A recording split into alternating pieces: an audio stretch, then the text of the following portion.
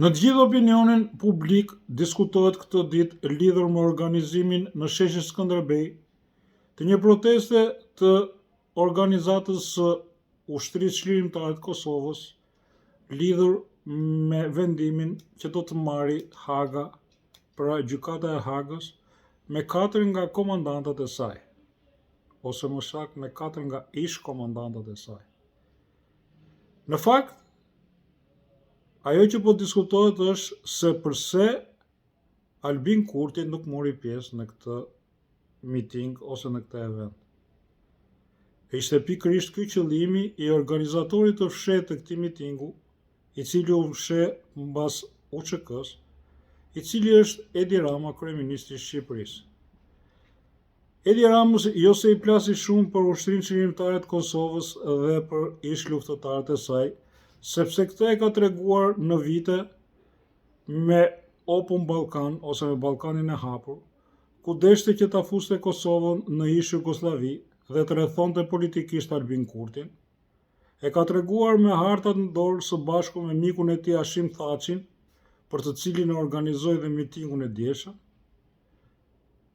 ku së bashku me të dhe me Miloševićin rinin me harta në dorë për të coptuar Kosovën, gjë që skandalizoi kryeministrin e asaj kohe Ramush Haradinaj dhe që solli edhe hedhjen në gjyq të tij nga Edi Rama. Gjithashtu e ka treguar jo më larg se 48 orë më parë, kur Partia Demokratike inicioi në parlament një rezolutë kundër genocidit serb, pikërisht në Kosovë dhe pikërisht për Ushtrinë Çlirimtare të Kosovës. Këtu është autogoli dhe dalja zbuluar e Edi Ramës, sepse ai në mënyrën më skandaloze, si dhe Partia Socialiste që ai kryeson, nuk e votoi këtë rezolutë. Dikush mund thotë që janë votuar rezoluta të tjera dhe s'kish se votoi kjo. Po me qenë se janë votuar rezoluta të tjera, le të votojë edhe kjo, them unë.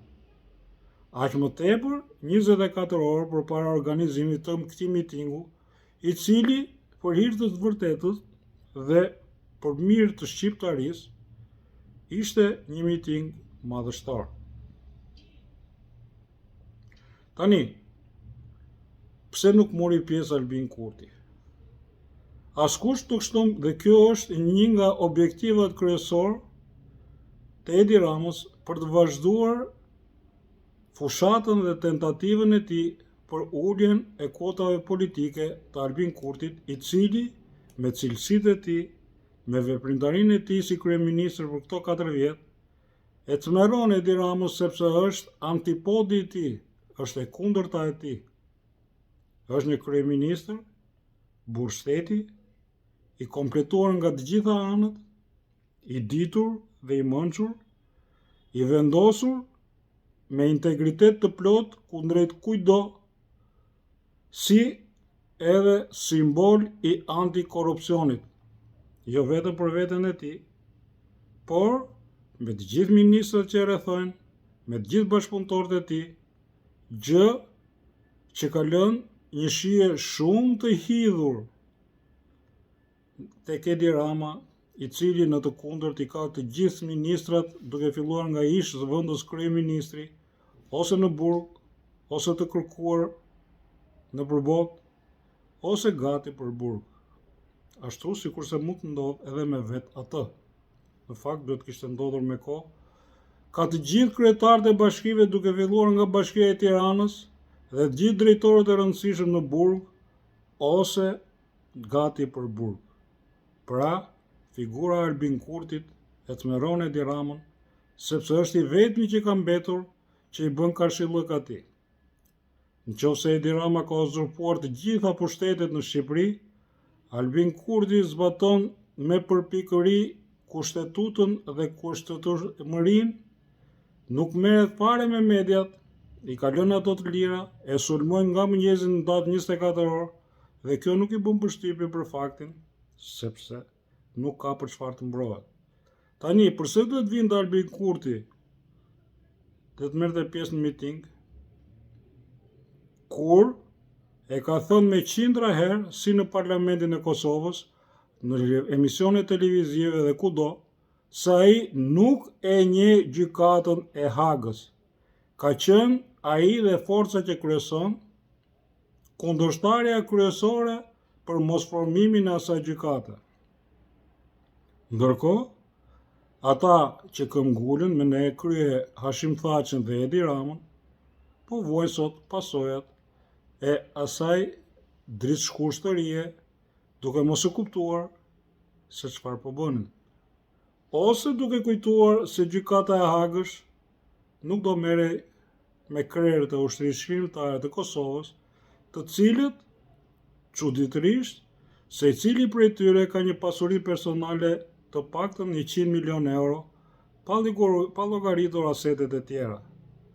Pra, Edi Rama në këtë rast bëri një autogol, duke kujtuar përsëri se do ta vinte në pozitë vështirë Albin Kurtin, i cili është në mes të fushatës elektorale dhe balotazheve në komuna dhe qytetet të Kosovës, por në fakt me mosmiratimin e rezolutës pikërisht në parlament, pikërisht pra 24 orë përpara këtij mitingu, duke hequr klamurët e UÇK-s nëpër stadiume me policinë e shtetit shqiptar, si dhe me të gjitha ato bëma që ktha më lart, Edi Rama nuk e pastroi dot fytyrën, nuk u tregua dot bile. Është për të theksuar gjithashtu dhe një sentencë shumë e bukur e Albin Kurtit, i cili në një intervistë ka thënë: "Ti mund të bësh gjeste patriotike sa të duash, por partnerët tanë evropian e njohin shumë mirë dhe është krim të vjedhësh popullin tënd, dhe është dyfish krim të vjedhësh popullin tënd të varfër." Pra, këto janë ato që Edi Rama nuk mund t'i fali.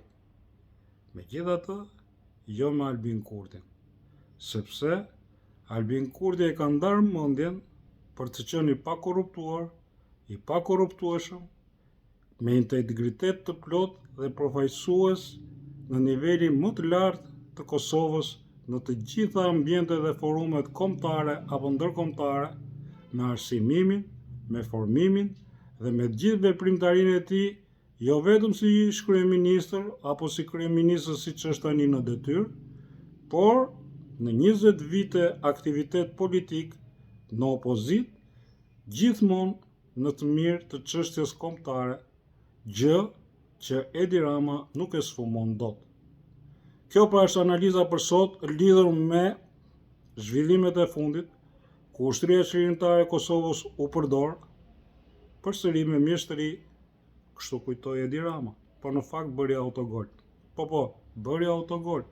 Çuditërisht, përfaqësuesit e kryesisë së ushtrisë shkrimtare të Kosovës i quan atij një pllakat mirënjohje, kur ishte pikërisht ai me partinë që kryeson, që siç e theksova edhe në fillim, nuk miratoi rezolutën në parlament që dënonte genocidin serb, ndërkohë që atë pllakat do t'ia çonin Partisë Demokratike dhe Sali Berishës, të cilët e iniciuan pikërisht këtë rezolutë.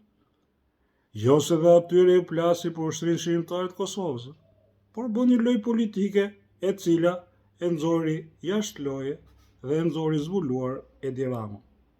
Kjo pra është analiza për sot. Ju falenderit për vëmendjen. Do të takojmë bashkë në fundjavën tjetër. Nga unë Sokol Teriati, mirupafshim, ju përshëndes të gjithëve.